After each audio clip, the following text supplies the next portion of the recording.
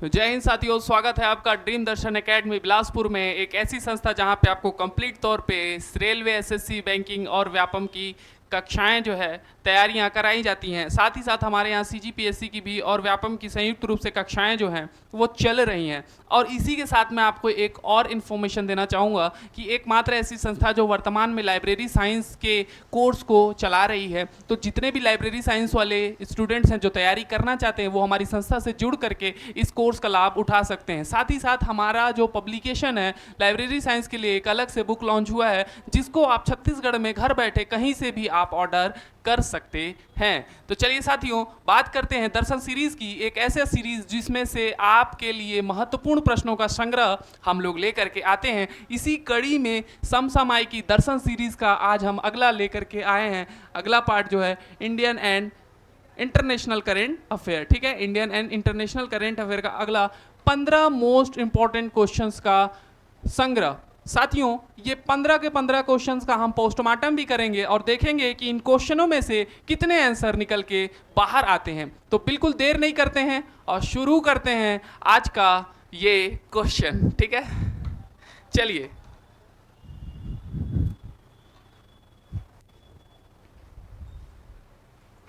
ठीक है, तो पहला क्वेश्चन आपके स्क्रीन पर ये रहा मेरे दोस्त। पहला क्वेश्चन क्या है? ठीक है, पहला क्वेश्चन को हम देखेंगे। जब तक तो आप पढ़ लिए होंगे और अभी तक आपने इसका आंसर भी खोज निकाला होगा। ठीक है, पहला क्वेश्चन क्या है कि जम्मू कश्मीर में 3 चरणों में विधानसभा चुनाव कब शुरू होंगे? ठीक है, मोस्ट इंपॉर्टेंट क्वेश्चन कि जम्मू कश्मीर में 3 चरणों में विधानसभा चुनाव कब शुरू होंगे। तो इसका राइट आंसर क्या हो जाएगा? 18 सितंबर 2024। ठीक है, बात करते हैं 3 चरणों की, तो इसमें पहला जो है 18 सितंबर। ठीक है, दूसरा जो है 25 सितंबर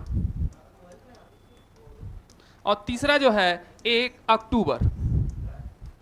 ठीक है, 1 अक्टूबर। ठीक है, तो ये 3 चरणों में जो है जम्मू कश्मीर में अभी विधानसभा चुनाव शुरू होने वाले हैं। ठीक है, चलिए अगला क्वेश्चन देखते हैं। अगला क्वेश्चन, पेरिस ओलंपिक 2024 में पुरुष भाला फेंक में नीरज चोपड़ा ने कौन सा पदक जीता? ठीक है, नीरज चोपड़ा ने कौन सा पदक जीता? तो भारत की आन बान शान हमारे नीरज जी, इन्होंने रजत पदक जीता। रजत पदक 89.45 मीटर। ठीक है, भाला ला फेंक कर, ठीक है, इन्होंने दूसरे स्थान पर, ठीक है, सेकंड पोजीशन, सेकंड स्थान पर रहे। ठीक है, और प्रथम में कौन रहे? ठीक ना, प्रथम में तो पाकिस्तान के अरशद नदीम। ठीक है, अरशद नदीम थे। ठीक ना, पाकिस्तान के अरशद नदीम थे जिन्होंने, ठीक है, जिन्होंने 92.97 मीटर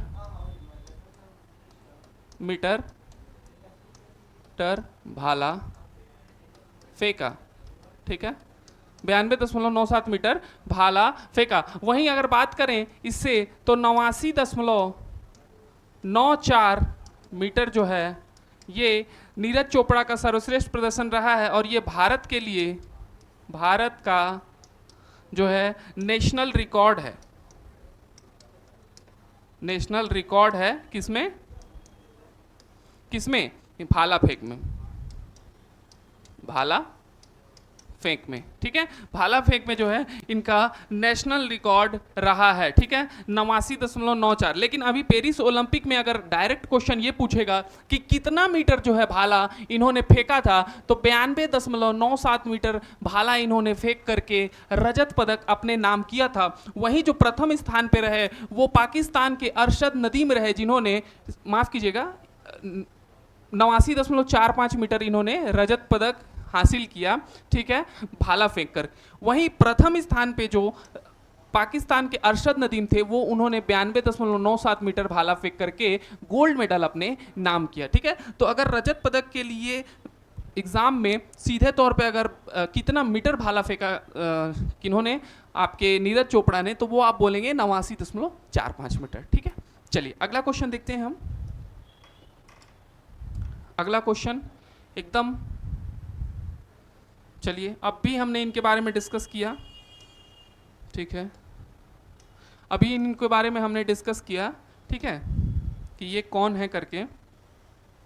चलिए, पेरिस ओलंपिक 2024 में पुरुषों की भाला फेंक में स्वर्ण पदक जीतने वाले कौन है, ठीक ना, स्वर्ण पदक किसने जीता, ठीक ना, स्वर्ण पदक किसने जीता, तो ये इसका राइट आंसर क्या हो जाएगा, अरशद नदीम, ठीक ना, 92.97 मीटर, ठीक है, 92.97 मीटर। कहाँ के हैं ये, तो पाकिस्तान के, ठीक है।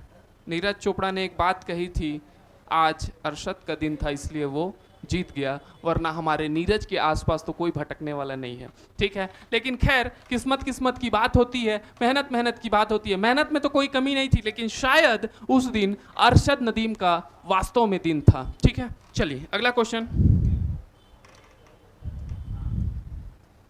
बांग्लादेश की कार्यवाहक सरकार के प्रमुख के रूप में, ठीक है, कार्यवाहक प्रधानमंत्री कहा जा सकता है, कार्यवाहक सरकार के प्रमुख के रूप में किसने शपथ ली, ठीक ना, किसने शपथ ली, ठीक है, कार्यवाहक प्रधानमंत्री या सरकार, ठीक ना, कार्यवाहक पीएम के रूप में किसने शपथ ली, तो इसका राइट आंसर क्या हो जाएगा, मोहम्मद यूनुस, ठीक है। मोहम्मद यूनुस जो थे, इन्होंने बांग्लादेश की कार्यवाहक सरकार के प्रमुख के रूप में शपथ लिया। साथ ही साथ अगर बात करें तो ये 2006 के, ठीक है, नोबल शांति विजेता रहे हैं, ठीक है, विजेता रहे हैं, ठीक है, नोबल शांति विजेता रहे हैं। साथ ही इन्होंने माइक्रो फाइनेंस के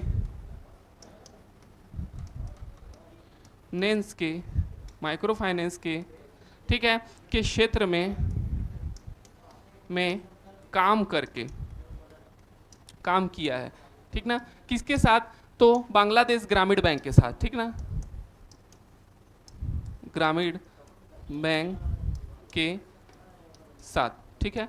और जब इन्होंने इस क्षेत्र में काम किया तो इनको उपलब्धि इसी क्षेत्र से मिली है, हाँ, और कहीं ना कहीं ये कहा जा सकता है कि जो नोबेल पुरस्कार था वो भी इस क्षेत्र में बेहतर काम के लिए दिया गया इनको। तो इन्होंने क्या किया, लाखों बांग्लादेशियों को गरीबी क्षेत्र से बाहर निकाला, और ऐसा बाहर निकाला कि बाहर निकालते निकालते ये किसको निकाल दिए, शेख हसीना को बांग्लादेश से ही बाहर निकाल दिए, ठीक है, कौन, मोहम्मद यूनुस, ठीक है, 2006 के नोबेल प्राइज विजेता, ठीक है।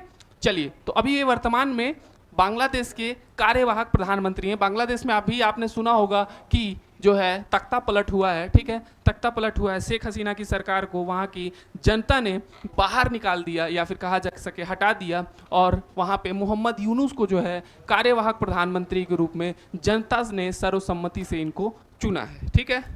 तो ये बात हो गई आपके पड़ोस की। चलिए अगला देखते हैं, किस भारतीय पहलवान को, ठीक है, अभी हाल ही में ये चर्चा में रहने वाला बहुत ही बड़ा है, और कहा जा सके तो ये हर भारतीयों के लिए एक धक्का था, ठीक है, कि किस भारतीय पहलवान को अधिक वजन के कारण पेरिस ओलंपिक में 50 किलोग्राम फ्री स्टाइल कुश्ती फाइनल से अयोग्य घोषित कर दिया गया था। जी हाँ, ये हर एक भारतीयों के लिए बहुत बड़ा धक्का था, ठीक है। तो इसका राइट आंसर क्या हो जाएगा, विनेश फोगाट, ठीक है, मात्र 100 ग्राम, ठीक है, 100 ग्राम आप किसी तराजू पे उस 100 ग्राम के किसी वस्तु को रखिएगा और उसको देखिएगा कि वो कितना भारी होता है। मात्र 100 ग्राम के लिए जो है इनको डिस्क्वालीफाई कर दिया गया, और हर एक भारतीयों का जो मेडल का सपना था कुश्ती के क्षेत्र में, वो भी एक बेटी के द्वारा वो सपना टूट गया कहीं ना कहीं, ठीक है। तो विनेश फोगाट इसका राइट आंसर होगा, सिर्फ 100 ग्राम के लिए इनको बाहर निकाल दिया गया, ठीक है। चलिए अगला क्वेश्चन देखते हैं। चलिए बात करते हैं प्रोफेसर जी पद्मनाभन, ठीक है, प्रोफेसर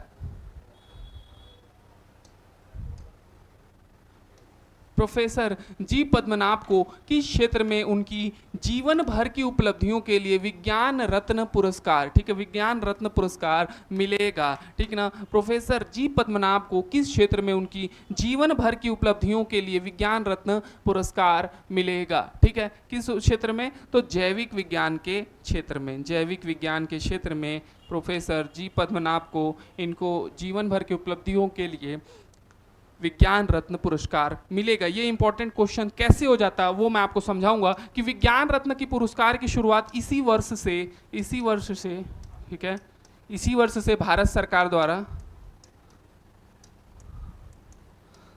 द्वारा शुरू किया गया, ठीक है, किया गया, ठीक है। तो इस दृष्टि से अगर देखा जाए तो ये पुरस्कार जो है पाने वाले प्रथम व्यक्ति कौन है? प्रोफेसर जी पद्मनाभ, ठीक ना। विज्ञान रत्न पुरस्कार पाने वाले प्रथम व्यक्ति जो हैं वो प्रोफेसर जी पद्मनाभ हैं, जो कि इसी वर्ष भारत सरकार के द्वारा शुरू किया गया है। और किस क्षेत्र में? तो जैविक विज्ञान के क्षेत्र में, ठीक है। चलिए अगला क्वेश्चन देखते हैं, ठीक है। चलिए बात करें नमामि गंगे, ठीक है। नमामि गंगे मिशन का प्राथमिक लक्ष्य क्या है? ठीक है, नमामि गंगे मिशन का प्राथमिक लक्ष्य क्या है? ठीक है, नमामि गंगे मिशन जो है उसका प्राथमिक लक्ष्य क्या है? तो गंगा नदी का कायाकल्प, ठीक है, और संरक्षण करना। जी हाँ, गंगा नदी की साफ सफाई कर, उसका कायाकल्प कर, उसको संरक्षित करना। किससे? प्रदूषण से संरक्षित करना, ठीक है। तो बात करें अगर हम नमामि गंगे मिशन की, ठीक है, नमामि गंगे मिशन की, तो ये 2014 में मोदी सरकार द्वारा, ठीक है, मोदी सरकार द्वारा शुरू किया गया, ठीक ना, शुरू किया गया एक मिशन था जिसको 2.0 के तहत, ठीक है, 2026 तक के लिए बढ़ा दिया गया, ठीक है, दिया गया, ठीक है, 2026 तक के लिए बढ़ा दिया गया। बात करें अगर गंगा की सफाई से, तो यहीं अगर हम देखें तो 1985 में, ठीक है, 1985 में तत्कालिक राजीव गांधी की सरकार ने, ठीक है, राजीव गांधी की सरकार ने गंगा एक्शन प्लान लेकर के आया था। गंगा एक्शन प्लान,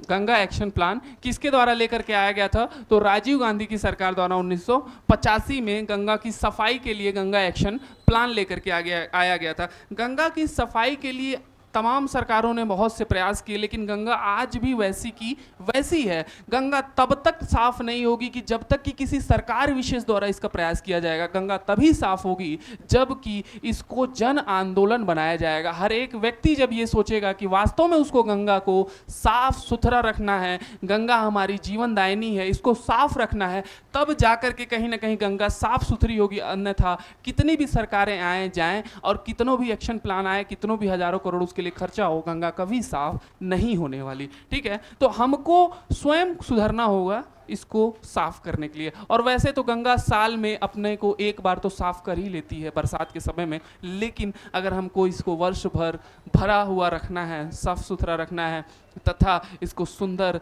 स्वच्छ जल रखना है, तो हमें खुद को बदलना होगा, अपनी आदतों को बदलना होगा और अपनी सुविधाओं को कम करना होगा। तब जाकर के कहीं ना कहीं गंगा जो है वो साफ सुथरी निर्मल होगी, ठीक है। चलिए अगला देखते हैं, अगला क्वेश्चन,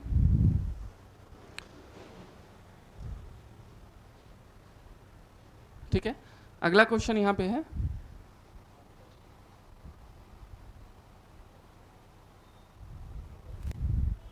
ठीक है।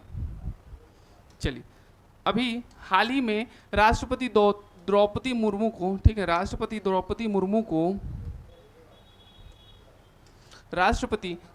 मुर्मू को अगस्त 2024 में अपनी यात्रा दौरान राष्ट्रपति विलियम कैटोनवीवरे ने फिजी का कौन सा सर्वोच्च सम्मान दिया? ठीक ना, सर्वोच्च सम्मान जो है इनको दिया गया, ठीक है। तो इसका राइट आंसर क्या हो जाएगा?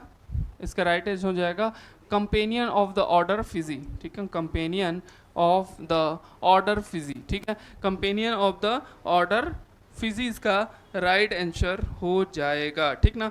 बात यहीं करें, ठीक है, companion of the order Fiji, ठीक ना। इसकी राजधानी की बात करें तो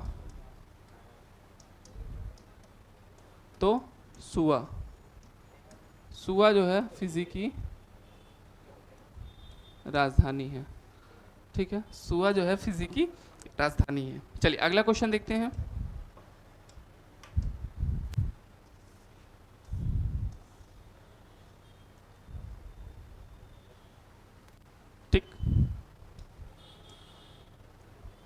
अभी अंतर्राष्ट्रीय अंतरिक्ष स्टेशन के लिए, ठीक ना, इंटरनेशनल स्पेस स्टेशन के लिए आगामी भारत अमेरिका मिशन के लिए प्रधान अंतरिक्ष यात्री, ठीक है, प्रधान अंतरिक्ष यात्री के रूप में किसे चुना गया है, किसे चुना गया है? तो इसका राइट आंसर क्या हो जाएगा? विंग कमांडर शुभांशु शुक्ला, ठीक है, विंग कमांडर शुभांशु शुक्ला को क्या है, अंतर्राष्ट्रीय अंतरिक्ष स्टेशन के लिए आगामी भारत अमेरिका मिशन के लिए प्रधान अंतरिक्ष यात्री के रूप में चुना गया है, विंग कमांडर शुभांशु शुक्ला, ठीक है। चलिए अगला क्वेश्चन।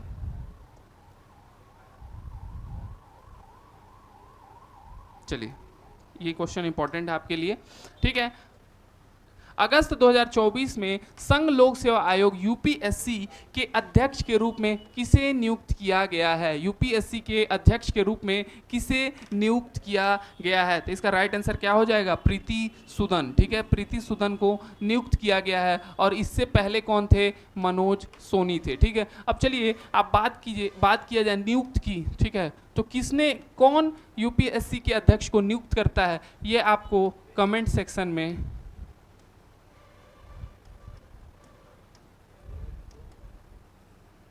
बताना है, ठीक है, कमेंट सेक्शन में आपको ये बताना है, ठीक है। चलिए अगला क्वेश्चन, कौन नियुक्त करता है? बात नियुक्ति की हुई है तो नियुक्ति में आप इसको कमेंट सेक्शन में बताएंगे कौन नियुक्त करता है संघ लोक सेवा और राज्य लोक सेवा आयोग के अध्यक्षों को, ठीक है। चलिए अगला देखते हैं, है ना। भारत के पहले जब बात पहले की हो जाती है तो क्वेश्चन अपने आप में ही इंपॉर्टेंट हो जाता है।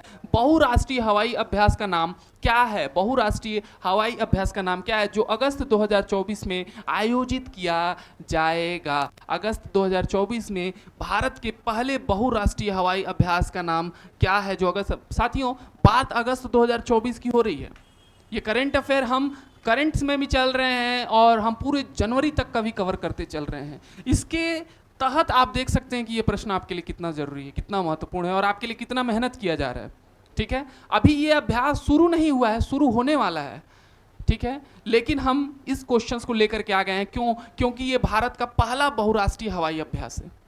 ये आपके आने वाले एग्जाम में 110% ये पूछा जाने वाला प्रश्न है, ठीक है।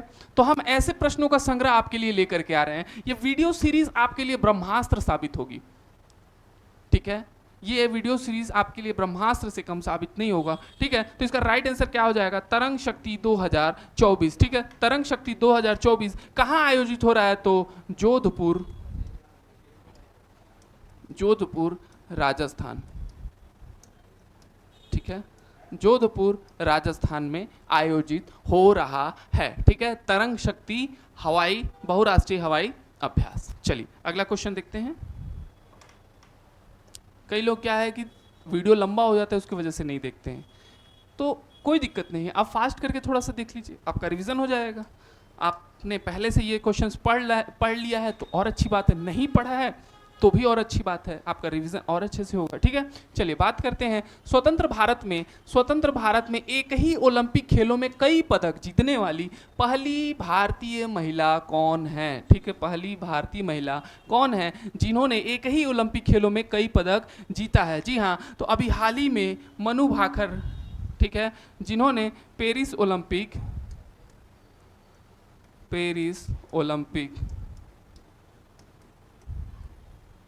2024 में, ठीक है, पेरिस ओलंपिक 2024 में 10 मीटर एयर पिस्टल में क्या जीता है? कांस्य पदक, ठीक है। और ज्वाइंट में भी इन्होंने एक कांस्य पदक जीता है, ठीक है। 2 पदक इन्होंने 10 मीटर एयर पिस्टल में जीता, एक सिंगल में और एक ज्वाइंट में। तो ये जो है स्वतंत्र भारत की पहली महिला बन जाती हैं एक ही ओलंपिक खेलों में 2 पदक जीतने वाली, ठीक है। चलिए अगला देखते हैं। अगला क्वेश्चन आपके सामने, ठीक है। अगला क्वेश्चन की बात करें तो विश्व की सबसे लंबी ऊंची सुरंग शिंकुनला टनल, ठीक है ना, शिंकुनला टनल विश्व की सबसे लंबी सबसे ऊंची, माफ कीजिएगा, सबसे ऊंची सुरंग सिंकुनला टनल का निर्माण कहाँ किया जा रहा है? ठीक ना, कहाँ किया जा रहा है? तो इसका राइट आंसर क्या हो जाएगा? लद्दाख में किया जा रहा है। ठीक है, इसकी लंबाई जो है, ठीक है,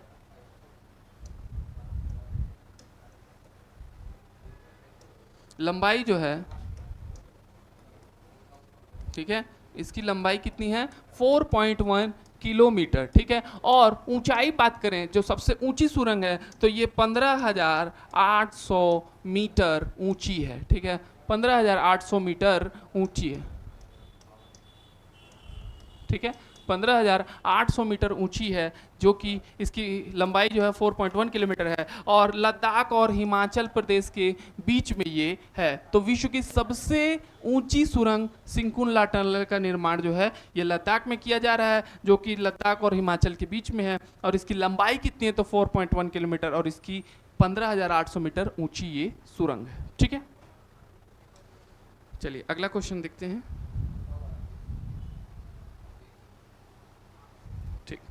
अगला क्वेश्चन आपकी स्क्रीन पर,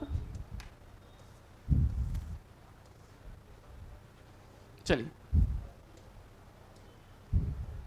पूर्वोत्तर का कौन सा सांस्कृतिक स्थल सांस्कृतिक श्रेणी के तहत यूनेस्को की विश्व विरासत सूची में शामिल होने वाला पहला स्थान बन गया है? ठीक ना, विश्व विरासत सूची में शामिल होने वाला पहला स्थान बन गया है। तो इसका राइट आंसर हम क्या देंगे? इसका राइट आंसर हो जाएगा मोइदस्म। ठीक ना, मोइदस्म कहाँ पे है? तो असम में स्थित है।